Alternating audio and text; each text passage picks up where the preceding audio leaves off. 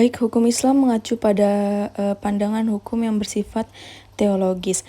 Artinya hukum Islam itu diciptakan karena ia mempunyai tujuan. Tujuan dari adanya hukum Islam adalah terciptanya kedamaian di dunia dan kebahagiaan di akhirat. Jadi hukum Islam bukan bertujuan meraih kebahagiaan yang fana dan pendek di dunia semata, tetapi juga mengarahkan kebahagiaan yang kekal di akhirat kelak. Inilah yang membedakan dengan hukum manusia yang menghendaki kedamaian di dunia.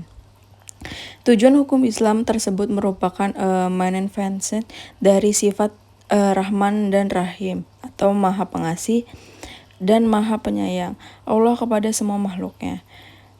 Rahmatan lil alamin adalah inti syariah atau hukum Islam. Keberadaan syariah tersebut dapat menegakkan perdamaian di muka bumi dengan pengaturan masyarakat yang memberikan keadilan kepada semua orang. Keadilan sangat mulia di hadapan Tuhan dan sifat adil merupakan jalan menuju takwa setelah iman kepada Allah. Hukum Islam dalam upaya menegakkan itu semua harus siap menghadapi kejadian-kejadian baru yang timbul karena perkembangan masyarakat dan perubahan suasana. Oleh karena itu, pengkajian filsafat hukum Islam mutlak diperlukan. Keberadaan filsafat hukum Islam akan menegakkan hukum Islam dan memberikan jawaban terhadap tantangan zaman dan merupakan hukum terbaik sepanjang zaman bagi semesta alam. Sebagian dikemukakan sebelum setidaknya ada 5 sistem hukum yang hidup dan berkembang di dunia, yaitu pertama, common law yang juga disebut dengan Anglo-Saxon, dan yang kedua civil law atau bisa disebut dengan Eropa kontinental, yang ketiga custom law, dan yang keempat Islamic law, dan yang kelima ada sistematis hukum sosialis komunis. Manfaat studi filsafat hukum Islam adalah 1. Menjelaskan kajian filsafat hukum. Islam akan memberikan pengetahuan hukum Islam secara utuh kepada ahli hukum Islam. Yang kedua, filsafat hukum Islam diperlukan untuk pengkajian secara mendalam terhadap hukum Islam.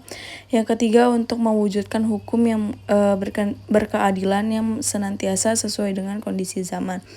Yang kelima, pengkajian filsafat hukum Islam memungkinkan pemahaman Islam secara menyeluruh dengan ilmu-ilmu agama lainnya.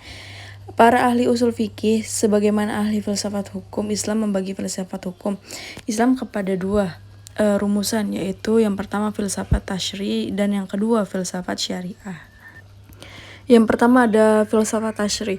Filsafat yang memancarkan ahli filsafat hukum Islam menguatkannya dan memeliharanya. Filsafat ini bertugas membicarakan hakikat dan tujuan penerapan hukum Islam. Filsafat tasyri' terbagi kepada 1. Daiman al-Hakam, artinya dasar hukum Islam. Yang kedua Mahadi al-Hakam, artinya prinsip-prinsip hukum Islam.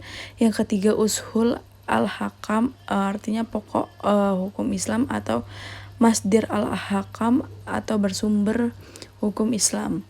Yang keempat ada Maqasid al-Hakam, tujuan-tujuan hukum Islam. Dan yang kelima ada Qawaid al-Hakam, artinya kaidah-kaidah hukum Islam. Selanjutnya ada filsafat syariah. Filsafat yang diungkapkan dari materi-materi hukum Islam seperti ibadah, muamalah, jinayah, dan ukubah dan sebagainya. Filsafat ini bertugas membicarakan hakikat dan rahasia hukum Islam, termasuk dalam mengembangkan filsafat syariah adalah 1. Asrar al-Hakam, artinya rahasia hukum Islam. Yang kedua ada Khansa'is al-Hakam, artinya ciri khas hukum Islam. Yang ketiga ada Mahasin al-Hakam, artinya keutamaan hukum Islam. Dan yang terakhir ada Tawabi al-Hakam, artinya karakteristik hukum Islam.